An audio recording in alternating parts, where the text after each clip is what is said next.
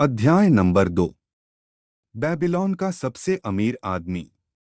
प्राचीन बेबीलोन में कभी अरकाद नाम का बहुत अमीर आदमी रहता था। उसकी अपार दौलत के चर्चे दूर दूर तक फैले थे। इसके अलावा उसकी उदारता भी मशहूर थी। वह दिल खोलकर दान देता था और परोपकार के काम करता था। वह अपने परिवार के प्रति भी उदार था और खुले हाथ से खर्च करता था। फिर भी हर साल वह जितना खर्च करता था, उसकी दौलत उससे ज्यादा तेजी से बढ़ जाती थी। उसके बचपन के कुछ मित्रों ने एक दिन उसके पास आकर कहा, अरकाद, तुम हमसे ज्यादा खुशकिस्मत हो। तुम बेबीलोन के सबसे अमीर आदमी बन गए हो, जबकि हम मुश्किल से गुजारा कर पा रहे हैं। तुम बेहतरीन कपड़े पहन सकते हो और बेहतरीन भोजन का आनंद ले सकते हो, जबकि हमारा हाल यह है कि अगर हमारे परिवार को भरपेट भोजन और तन ढकने को कपड़े मिल जाएं, तो हमारी खुशी का ठिकाना नहीं रहता है। परंतु कभी हम एक जैसे थे। हमें एक ही अध्यापक ने पढ़ाया है, हम एक साथ खेले हैं। पढ़ाई या खेल में तुम हमसे आगे नहीं थे। और इसके बाद भी कई साल तक तुम्हारी हालत हमसे बेहतर नहीं थी। जहां तक हम जानते हैं, तुमने हमसे ज्यादा कहीं मेहनत भी नहीं की है। फिर ऐसा क्यों है कि किस्मत तुम पर मेहरबान हो गई और उसने तुम्हें जिंदगी की सारी खुशियों दे दी, जबकि उसने हमें नजरअंदाज कर दिया, हालांकि हम भी तुम्हारे ही जितने के हकदार थे। इस पर अरकाद ने कहा, अगर तुम लोगों को पैसे की दिक्कत आ रही है, तो इसका कारण यह है कि या तो तुम दौलत इकट्ठी करने के नियमों को नहीं जान पाए हो, या फिर तुम उनका पालन नहीं करते हो। किस्मत एक ऐसी दुष्ट देवी है जो किसी का भी स्थायी रूप से भला नहीं करती है। जिस पर भी यह बिना मेहनत के धन की बरसात कर देती है, वह लगभग हमेशा बर्बाद हो जाता है। उसकी मेहरबानी के बाद इंसान बेतहाशा खर्च करने लगता है और कुछ ही समय में अपनी सारी दौलत गंवा बैठता है। दौलत तो चली जाती है, परंतु उसके अंदर बहुत सी इच्छाओं की भूख बाकी रह जाती है, जिन्हें संतुष्ट करने का अब उसके पास साधन नहीं है। जिन लोगों पर किस्मत मेहरबान होती है, उनमें से कई कंजूस बन जाते हैं और अपनी दौलत को सेंध कर रखते हैं। वे खर्च करने से डरते हैं, क्योंकि वे जानते हैं कि अगर उनकी दौलत चली गई तो इसके बाद उनमें दौलत कमाने की योग्यता नहीं है। इसके अलावा उन्हें चोरों और डाकुओं का डर भी सताता है। इस तरह उनकी जिंदगी खोखली और कष्टकारी हो जाती है। शायद ऐसे लोग भी होंगे जो मेहनत के बिना कमाई दौलत को लेकर उसे बड़ा में और सुखी नागरिक के रूप में जीवन जिए, परंतु ऐसे लोग बहुत कम होंगे। मैंने आज तक ऐसे किसी व्यक्ति को नहीं देखा है। हालांकि मैंने इस बारे में कई अफवाहें जरूर सुनी हैं। अगर तुम लोगों को यकीन नहीं हो रहा हो, तो अपनी जान पहचान के उन लोगों के बारे में सोचो जिन्हें विरासत में अचानक दौलत मिली थी। क्या ऐसा ही नहीं होता है? अरकाद के मित्रों ने स्वीकार किया कि जिन लोगों को विरासत में दौलत मिली थी, उनके बारे में यह सच था। परंतु मित्रों ने अरकाद से कहा कि वह अपने दौलतमंद बनने की कहानी विस्तार से बताएं। इसके जवाब में अरकाद बोला, अपनी जवानी में मैंने अपने चारों तरफ सुख और संतुष्टि देने वाली बहुत सी अच्छी चीजें देखीं। इसके बाद मैंने यह भी देखा कि दौलत इन सब की शक्ति को बढ़ा देती है। दौलत में शक्ति होती है। दौलत हो तो बहुत सी चीजें संभव हैं। आप अपने घर को सबसे महंगे सामान से सजा सकते हैं। आप दूर देशों की यात्रा कर सकते हैं। आप दूर के देशों के जायकेदार व्यंजनों का स्वाद चख सकते हैं। आप सुनार और जौहरी से आभूषण खरीद सकते हैं। आप ईश्वर के भव्य मंदिर भी बनवा सकते हैं। आप ये सारे काम कर सकते हैं। और इसके अलावा अनेक ऐसे काम कर सकते हैं जिनसे इंद्रियों को आनंद तथा आत्मा को सुख मिले। और जब मुझे इन सब बातों का एहसास हुआ, तो मैंने यह संकल्प किया कि मैं जिंदगी की तमाम अच्छी चीजें हासिल करके रहूंगा। मैं उन लोगों जैसा नहीं बनूंगा जो दूर खड़े रहते हैं और सुखी लोगों से ईर्ष्या करते हैं। मैं सस्ते कपड़ों में संतुष्ट नहीं रहूंगा जिनमें लोग सम्मानजनक दिखने की कोशिश करते हैं। मैं गरीब आदमी की जिंदगी से संतुष्ट नहीं रहूंगा। इसके विपरीत मैं बेहतरीन चीजों के इस जश्न में खुद को एक सम्मानित अतिथि बनाऊंगा। जैसा तुम लोग जानते हो, मेरे पिता एक छोटे व्यापारी थे और हमारा परिवार बड़ा था। मैं सस्ते कपड़ों में संतुष्ट नहीं रहूंगा जिनमें लोग सम्मानजनक दिखने की कोशिश करते हैं। मैं गरीब आदमी की जिंदगी से संतुष्ट नहीं रहूंगा। इसके विपरीत मैं बेहतरीन चीजों के इस जश्न में खुद को एक सम्मानित अतिथि बनाऊंगा। जैसा तुम लोग जानते हो, मेरे पिता एक छोटे व्यापारी थे और हमारा परिवार बड़ा था। इसलिए मुझे विरासत में कुछ मिलने की जरा भी उम्मीद नहीं थी। जैसा तुम लोगों ने कहा है, मुझ में तीव्र बुद्धि या विशेष योग्यता भी नहीं थी। इसलिए मैंने फैसला किया कि अगर मैं अपनी इच्छा पूरी करना चाहता हूं, तो इसके लिए मुझे समय और ज्ञान की जरूरत है। जहां तक समय का सवाल है, यह सबके पास प्रचुरता में होता है। तुम सबके पास दौलतमंद बनने के लिए काफी समय था, जिसे तुमने बर्बाद कर दिया है। तुम लोगों के अनुसार तुम्हारे पास संपत्ति के नाम पर सिर्फ तुम्हारे परिवार हैं, जो सचमुच गर्व करने लायक हैं। जहां तक ज्ञान का सवाल है, तुम्हें याद होगा, हमारे बुद्धिमान अध्यापक ने हम सबको यह सिखाया था कि ज्ञान दो तरह का होता है। एक तरह का ज्ञान वह होता है जो हम सीखते और जानते हैं, और दूसरी तरह का ज्ञान यह प्रशिक्षण है कि हम उस चीज का पता कैसे लगाएं जिसे हम नहीं जानते हैं। इसलिए मैंने यह पता लगाने का फैसला किया कि दौलत का संग्रह कैसे किया जा सकता है। मैंने यह संकल्प किया कि इसका तरीका मालूम होते ही मैं दौलत का संग्रह करने में जुट जाऊंगा और इस काम को अच्छी तरह करूंगा। समझदारी इसी में है कि जब तक हम इस दुनिया में हैं, तब तक जिंदगी का आनंद लें, क्योंकि इस दुनिया से जाने के बाद हमें पर्याप्त दुख मिलेंगे। मुझे रिकॉर्ड रूम में नक्कलनवीस का काम मिल गया। मैं हर दिन कई घंटों तक मृदापत्र, मिट्टी की टैबलेट्स पर मेहनत से लिखता रहा। महीनों मेहनत करने के बावजूद मैं दौलत के नाम पर कुछ भी इकट्ठा नहीं कर पाया। भोजन, कपड़े, देवताओं के प्रायश्चित और न जाने कितनी चीजों पर मेरी सारी कमाई खर्च हो जाती थी। लेकिन इसके बावजूद मेरा संकल्प कम नहीं हुआ। फिर एक दिन साहूकार अलोमिश सिटी मास्टर के घर पर आए।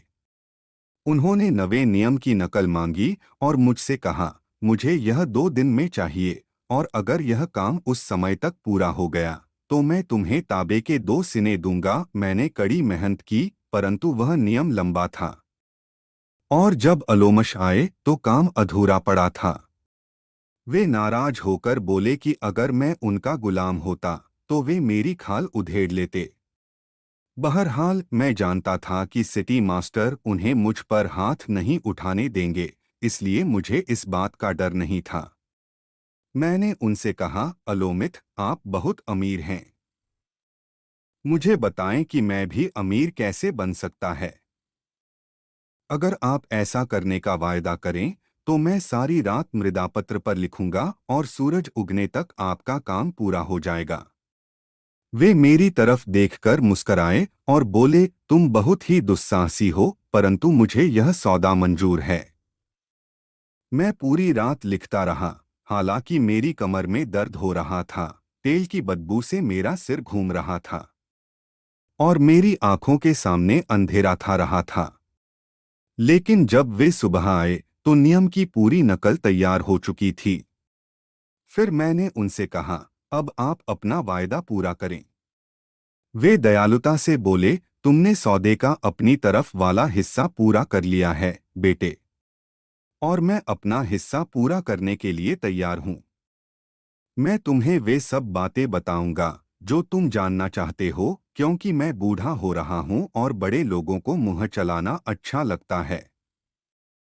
जब युवक बड़े लोगों के पास सलाह लेने आते हैं तो उन्हें अनुभव से हासिल ज्ञान मिलता है, परंतु अक्सर युवक यह मान लेते हैं कि बड़े लोगों के पास जो ज्ञान है वह गुजरे जमाने का ज्ञान है और वर्तमान में उससे कोई लाभ नहीं होगा।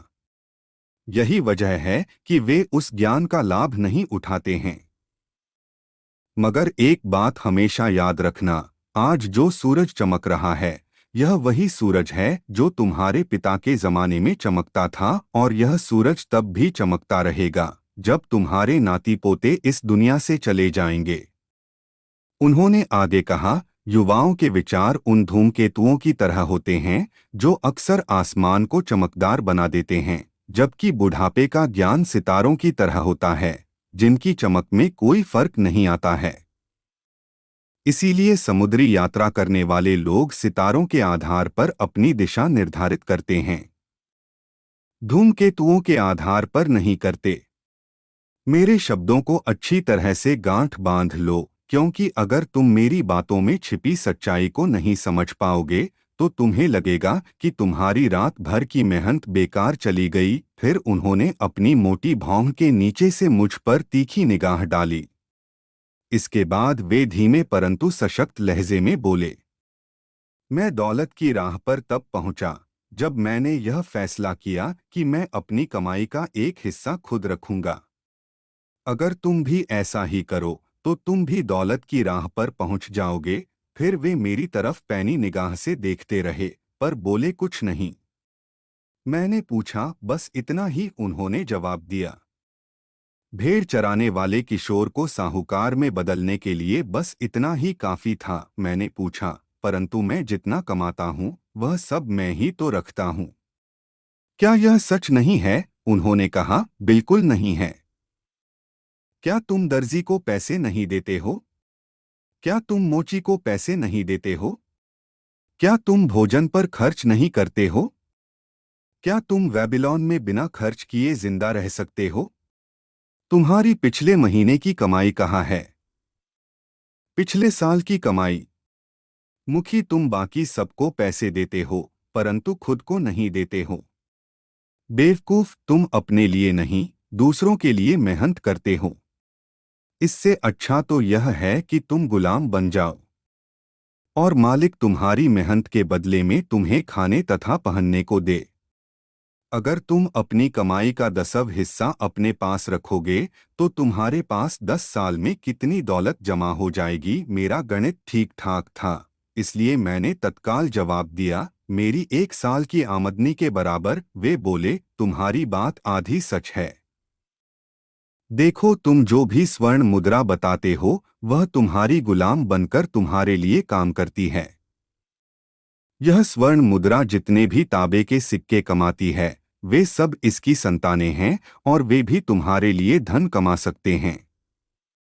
अगर तुम दौलतमंद बनना चाहते हो तो तुम्हें अपनी बचत का निवेश करना चाहिए ताकि तुम्हारी बचत और इसकी संतानें धन कमाए तथा तुम्हें तुम्हारी मनचाही दौलत प्रदान करें। उन्होंने आगे कहा, तुम्हें शायद यह लग रहा होगा कि मैं तुम्हारी रात भर की मेहनत के बदले में तुम्हें गलत सलाह दे रहा हूँ, परंतु यकीन करो मैं तुम्हें 1000 गुना ज्यादा भुगतान कर रहा हूँ, बशर्ते तुममें मेरी बातों के पीछे छिपी सच्चाई को समझने की बुद्धि हो। अपनी कमाई का एक हिस्सा खुद रखो, चाहे तुम्हारी कमाई कितनी ही कम क्यों न हो, तुम्हें इसके 10वें हिस्से यानी 10% से कम नहीं बचाना चाहिए। तुम इससे जितना ज्यादा बचा सकते हो बचा लो। सबसे पहले खुद को भुगतान करो। बची हुई कमाई में अपना खर्च चलाओ। दर्जी और मोची से इतना सामान मत खरीदो कि तुम अपनी बची हुई आमदनी में से उनका भुगतान न कर पाओ। इसके अलावा तुम्हें बची हुई कमाई में से ही भोजन, परोपकार और ईश्वर के प्रायश्चित के लिए भी खर्च करना होगा। पेड़ की तरह ही दौलत भी एक छोटे से बीज से उगती है। तुम्हारे द्वारा बचाया गया तांबे का पहला सिक्का वह बीज है जिससे तुम्हारी दौलत का पेड़ उगेगा। जितनी जल्दी तुम यह बीज बो दोगे पेड़ उतनी ही जल्दी उगेगा। तुम जितनी निष्ठा और निरंतरता से उस पेड़ में अपनी बचत का पानी सींचोगे, उतनी ही जल्दी तुम उसकी छाया के नीचे आराम कर सकते हो। यह कहकर उन्होंने अपने मृदापत्र उठाए और चले गए। मैंने उनकी सलाह पर काफी समय तक विचार किया और वह मुझे तर्कपूर्ण लगी। इसलिए मैंने उस पर अमल करने का फैसला किया। जब भी मैं कुछ कमाता था तो तांबे के 10 सिक्कों में से एक निकालकर अलग रख देता था। और अजीब बात यह थी कि मुझे खर्च चलाने में पहले से ज्यादा दिक्कत नहीं हुई। मुझे कोई फर्क महसूस नहीं हुआ और मैं अपनी आमदनी के 10वें हिस्से के बिना ही गुजारा करने लगा। धीरे धीरे मेरी बचत का आकार बढ़ने लगा। अपनी बढ़ती बचत को देखकर मेरा मन ललचाता था कि मैं इसे खर्च करके व्यापारियों से वे अच्छी अच्छी चीजें खरीद लूं, जो ऊँटों और जहाजों से फीनिशियंस के देश से आती हैं। परंतु मैंने समझदारी से काम लिया और ऐसा नहीं किया। 1 साल बाद अल्लोमश दोबारा आए और उन्होंने मुझसे पूछा, बेटे, तुमने पिछले साल जितना कमाया है, क्या तुमने उसका कम से कम 10वां हिस्सा अपने लिए बचाया है? मैंने गर्व से जवाब दिया, हाँ, मैंने ऐसा किया है। उन्होंने मुस्कराकर कहा, यह तो बहुत अच्छी बात है। और तुमने उस पैसे का क्या किया? मैंने इसे ईंट बनाने वाले अजमर को दे दिया, जिसने मुझसे कहा था कि वह दूर देशों की यात्रा करने जा रहा है और वह टायर से मेरे लिए फ्रीनिशियंस के दुर्लभ रत्न खरीद लाएगा। उसके लौटने के बाद हम उन रत्नों को ज्यादा कीमत पर बेचकर मुनाफा कमाएंगे और मुनाफे को आपस में बांट लेंगे। वे गुर्राकर बोले, हर मूर्ख अपनी ही गलती से सीखता है। परंतु तुमने रत्नों के बारे में ईंट बनाने वाले पर भरोसा क्यों किया? क्या तुम ब्रेड बनाने वाले से ज्योतिष की भविष्यवाणी पूछते हो? नहीं, अगर तुममें जरा भी बुद्धि है तो तुम इसके लिए ज्योतिषी के पास जाते हो। तुम्हारी पूरी बचत अब चली गई है। बेटे, तुमने अपनी दौलत के पेड़ को जड़ से उखाड़ दिया है, परंतु तुम इसे दोबारा बो सकते हो। दोबारा कोशिश करो। और अगली बार अगर तुम्हें रत्नों के बारे में सलाह की जरूरत हो तो जौहरी के पास जाना। अगर तुम्हें भेड़ों के बारे में सच्चाई जानना हो तो गडरे के पास जाना। सलाह एक ऐसी चीज है जिसे लोग मुफ्त में बांटते हैं, परंतु इस बारे में सतर्क रहने की जरूरत है। वही सलाह मानो जो मानने योग्य हो। जो व्यक्ति अपनी बचत के बारे में अनुभवहीन व्यक्तियों से सलाह लेता है, वह गलत सलाह के कारण अपनी बचत गंवा देता है। इतना कहकर वे चले गए। और जैसा उन्होंने कहा था वैसा ही हुआ। क्योंकि बदमाश फीनिशियंस ने अजमर को रत्नों की तरह दिखने वाले कांच के सस्ते टुकड़े पकड़ा दिए। यह अध्याय पूरा करेंगे अगले वीडियो में। ऑडियो बुक के लिए धन्यवाद। परंतु जैसा अलोमिश ने मुझसे कहा था, मैंने दोबारा अपनी कमाई का 10वां हिस्सा बचाया। अब मेरी बचत करने की आदत पड़ चुकी थी, इसलिए यह काम मुश्किल नहीं था। 1 साल बाद अयोमश फिर से नकुलनवीसों के कमरे में आए और मुझसे पूछने लगे, हमारी पिछली मुलाकात के बाद तुमने कितनी तरक्की कर ली है? मैंने जवाब दिया, मैंने खुद को भुगतान किया है और अपनी आमदनी का 10वां हिस्सा बचाया है। मैंने अपनी बचत दाल बनाने वाले अगर को कांसा खरीदने के लिए दे दी है। वह मुझे हर चौथे महीने ब्याज देता है। यह तुमने अच्छा किया। परंतु यह तो बताओ, तुम उस ब्याज का क्या करते हो? मैं उससे बेहतरीन जश्न मनाता हूँ। मैं शहद, बेहतरीन शराब और केक का लुत्फ उठाता हूँ। मैंने एक लाल जैकेट भी खरीद ली है। और जल्दी ही मैं सवारी करने के लिए एक खच्चर भी खरीदने वाला है। इस पर अलोमिश हंसे, तुम अपनी बचत की संतानों को खा रहे हो। फिर तुम यह उम्मीद कैसे कर सकते हो कि वे तुम्हारे लिए काम करेंगी? और फिर उनकी संतानें कैसे होंगी जो तुम्हारे लिए काम कर सकें? सबसे पहले सिक्कों के गुलामों की सेना बनाओ। इसके बाद तुम बिना पछताए बेहतरीन जश्न मना सकते हो, इतना कहकर दे चले गए। इसके बाद मैंने उन्हें 2 साल बाद देखा। बुढ़ापे के कारण उनके चेहरे पर झुर्रियां पड़ चुकी थी और उनके कंधे झुक गए थे। उन्होंने मुझसे पूछा, अरकाद, क्या तुम्हें वह दौलत मिल चुकी है जिसका तुमने सपना देखा था? मैंने जवाब दिया, उतनी तो नहीं मिली जितनी मैं चाहता था, परंतु मेरे पास कुछ संपत्ति जमा हो गई है। यह संपत्ति ब्याज कमाती है तथा इसका ब्याज और ब्याज कमाता है। और क्या तुम अब भी ईंट बनाने वालों से सलाह लेते हो? मैंने जवाब में कहा, ईंटों के बारे में वे अच्छी सलाह देते हैं। यह सुनकर वे बोले, अरकाद, तुमने मेरे सबक अच्छी तरह से सीख लिए हैं। पहले तो तुमने यह सीखा कि अपनी आमदनी से कम में अपना खर्च कैसे चलाया जाए। फिर तुमने उन लोगों से सलाह लेना सीखा जो उस क्षेत्र का अनुभव और जान रखते हो। और अंत में तुमने यह सीखा कि धन से अपने लिए काम कैसे करवाया जाता है। तुमने यह सीख लिया है कि धन को कैसे हासिल किया जाता है, इसे अपने पास कैसे रखा जाता है और इसका प्रयोग कैसे किया जाता है। इसलिए तुम जिम्मेदारी का पद संभालने के योग्य बन चुके हो। मैं अब बता हो रहा हूं। मेरे पुत्र हमेशा खर्च करने की योजनाएं बनाते रहते हैं और कमाने के बारे में जरा भी नहीं सोचते हैं। मेरी जायदाद बहुत फैली हुई है और मैं उसे नहीं संभाल सकता है क्योंकि अब मैं बूढ़ा हो चुका है। अगर तुम निप पर जाकर मेरी जायदाद संभाल तो मैं तुम्हें अपना पार्टनर बना लूंगा। इस तरह मैंने निप पर जाकर उनकी जायदाद संभाल ली, जो काफी बड़ी थी। चूंकि मुझमें प्रबल महत्वाकांक्षा थी और मैंने दौलत संभालने के 3 नियमों में निपुणता हासिल कर ली थी, इसलिए मैंने उनकी जायदाद के लाभ को बहुत बढ़ा लिया। परिणाम यह हुआ कि मेरे पास काफी पैसा आ गया और जब अलोमिश इस दुनिया से चले गए तो मुझे उनकी वसीयत के मुताबिक उनकी जायदाद का कुछ हिस्सा भी मिल ही गया।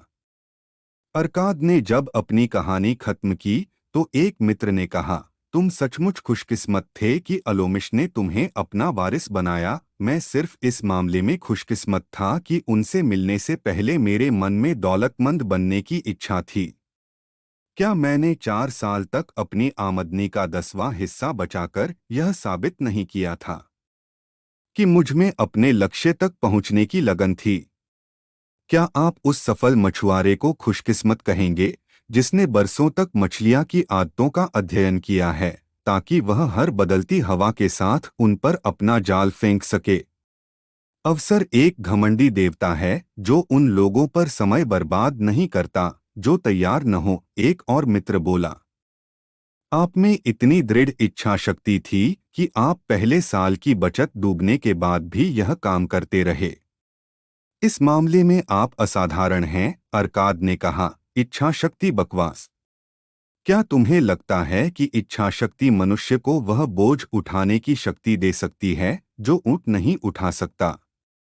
क्या इच्छा शक्ति मनुष्य को वह भारी बैलगाड़ी खींचने की शक्ति दे सकती है जिसे बैल नहीं हिला सकता? इच्छा शक्ति और कुछ नहीं बल्कि वह काम करने का दृढ़ संकल्प है जिसे पूरा करने का आपने फैसला किया है। अगर मैंने कोई काम करने का फैसला किया है तो चाहे वह कितना ही छोटा क्यों न हो, मैं उसे पूरा करता हूँ। वरना मुझमें महत्वपूर्ण काम करने के लिए आत्मविश्वास कैसे आएगा? अगर मैं खुद से यह कहूँ, शहर जाने वाले पुल को पार करते समय में 100 दिन तक हर दिन सड़क से एक कंकड़ उठाकर नदी में डालूंगा, तो मैं ऐसा हर दिन करूंगा। अगर 7वें दिन पुल पार करते समय में कंकड़ डालना भूल जाऊं, तो मैं लौटकर यह नहीं कहूंगा, कल मैं 2 कंकड़ डाल दूंगा। इससे कोई फर्क नहीं पड़ेगा। नहीं, मैं दोबारा पुल तक जाऊंगा और कुंड डालूंगा। नहीं, 20वें दिन में खुद से यह कहूंगा, अरबाद, यह बेकार का काम है। हर दिन एक कंकड़ डालने से क्या फायदा होगा? इससे अच्छा तो यह है कि मुट्ठी भर कंकड़ उठाकर नदी में एक साथ डाल दो और इस झंझट को खत्म करो। नहीं, मैं ऐसा नहीं कहूँगा, मैं ऐसा नहीं करूँगा। जब मैं किसी काम को करने का फैसला करता हूँ, तो मैं उसे पूरा करके ही दम लेता है। इसलिए मैं इस बात का ध्यान रखता हूँ कि मैं कठिन और अव्यावहारिक काम शुरू न करूँ, क्योंकि मुझे फुर्सत में रहना और आराम करना पसंद है। फिर एक और मित्र बोला, आपकी बातें तर्कपूर्ण है, और अगर ये सच हैं, तो यह काम बहुत आसान है। अगर सब लोग ऐसा ही करने लगे, तो फिर दौलत इस हाथ से उस हाथ तक कैसे पहुंच पाएगी? अरकाद ने जवाब दिया, जहां भी मनुष्य श्रम करते हैं, वहां दौलत बढ़ती है। अगर कोई अमीर आदमी एक नया महल बनाता है, तो क्या उसका खर्च किया हुआ पैसा गायब हो जाता है? नहीं, ईंट वाले को इसका एक हिस्सा मिलता है, मजदूरों को इसका एक हिस्सा मिलता है, कारीगर को इसका एक हिस्सा मिलता है। जो भी उस महल को बनाने मेहनत करता है, उसे उस धन में से हिस्सा मिलता है। और जब महल बनकर तैयार हो जाता है, तो क्या यह इसकी लागत जितना मूल्यवान नहीं होता है? क्या महल बनने के कारण उस भूमि का मूल्य नहीं बढ़ जाता है, जिस पर यह बना है? और क्या महल बनने के कारण इसके पास वाली भूमि की कीमत भी नहीं बढ़ जाती है? दौलत जादुई तरीके से बढ़ती है। कोई भी व्यक्ति इसकी सीमा की भविष्यवाणी नहीं कर सकता। फीनिशियंस के समुद्री जहाज दूसरे देशों के व्यापार से जो धन कमाकर लाते हैं, क्या उस धन से उन्होंने वीरान समुद्री तटों पर बड़े शहर नहीं बना लिए हैं? एक और मित्र ने पूछा, तो फिर आप हमें अमीर बनने के लिए क्या करने की सलाह देते हैं? हमारे बहुत साल बर्बाद हो चुके हैं। हमारी जवानी चली गई है। और हमारे पास बचत के नाम पर कुछ भी नहीं है। मैं सलाह देता हूं कि आप अलोमिश की समझदारी से सीख लें और खुद से कहें, मैं जितना कमाऊंगा, उसका एक हिस्सा खुद रखूंगी। इस वाक्य को सुबह उठते समय दोहराएं। इसे दोपहर में दोहराएं। इसे रात में दोहराएं। इसे हर दिन हर घंटे दोहराएं। आप खुद से तब तक यह कहते रहे, जब तक कि ये शब्द आसमान में आग के अक्षरों की तरह साफ नजर न आने लगे। अपने मन पर इस विचार की मुहर लगा लें। अपने मस्तिष्क में इस विचार को भर लें। फिर आमदनी का जितना हिस्सा तर्कसंगत लगता हो, उतना बचाएं। आपकी यह बचत आपकी आमदनी के 10वें हिस्से यानी 10% से कम नहीं होना चाहिए। फिर इस हिस्से को अलग रख दें। अगर आवश्यक हो तो अपने बाकी खर्च कम कर दें, परंतु सबसे पहले 10वें हिस्से को अलग रख दें। जल्दी ही आप खुद को एक ऐसे खजाने का स्वामी पाएंगे जिस पर सिर्फ आपका हक होगा। इससे आपको बहुत सुख मिलेगा। जब आपका खजाना बढ़ेगा, तो इससे आपको प्रेरणा मिलेगी। जिंदगी का एक नया आनंद आपको रोमांचित करेगा। फिर आप ज्यादा कमाने के लिए ज्यादा कोशिश करेंगे, क्योंकि आपकी आमदनी जितनी बढ़ेगी, आपकी बचत भी उतनी ही बढ़ेगी। इसके बाद अपने खजाने से अपने लिए काम करवाना सीखें। इसे अपना गुलाम बनाएं। इसकी संतानों और इसकी संतानों की संतानों से अपने लिए काम करवाएं। भविष्य की आमदनी सुनिश्चित कर लें।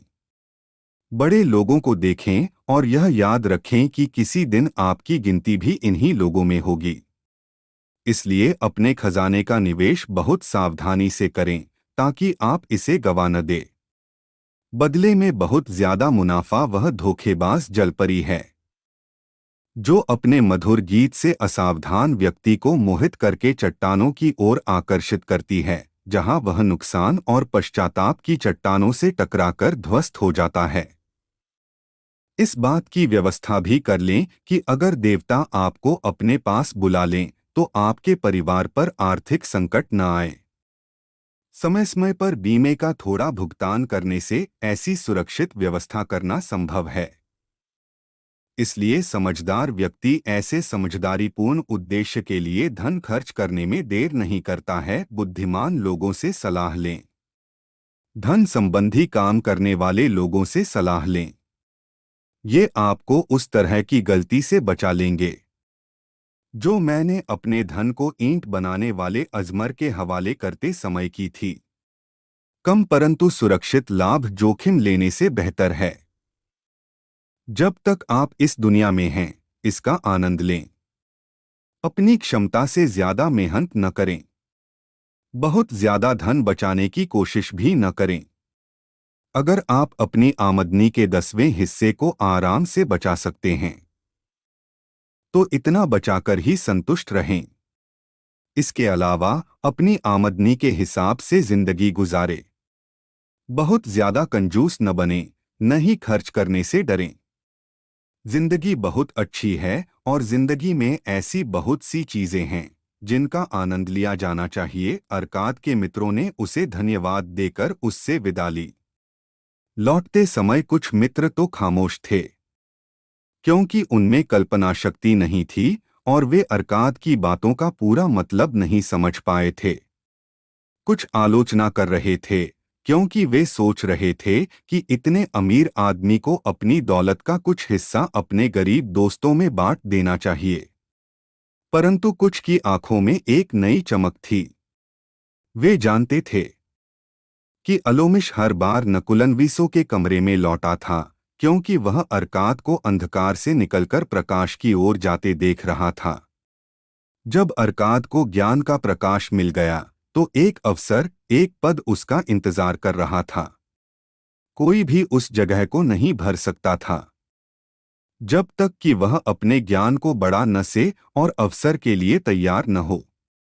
बाद वाले लोग कई सालों तक अरकाद से बार बार मिलने गए, जिसने खुशी से उनका स्वागत किया। उसने उन्हें काफी समझदारी भरी सलाह दी, जैसा अनुभवी लोग हमेशा खुशी खुशी करते हैं। और उसने उनकी बचत के निवेश में मदद भी की, ताकि उन्हें सुरक्षित ब्याज मिल सके और उनका मूलधन सुरक्षित रहे या वे ऐसे निवेशों में न उलझ जाएं, जिनमें उन्हें कोई लाभ न हो। इन लोगों की जिंदगी में बदलाव का क्षण उस दिन आया जब उन्हें उस सत्य का एहसास हुआ जो अलोमिश से अरकाने और अरकाद से उन्होंने सीखा था। अपनी आमदनी का 10वां हिस्सा खुद के लिए बचाकर अलग रखें। अगला अध्याय है खाली पर्स के साथ इलाज। ऑडियो बुक सुनने के लिए धन्यवाद।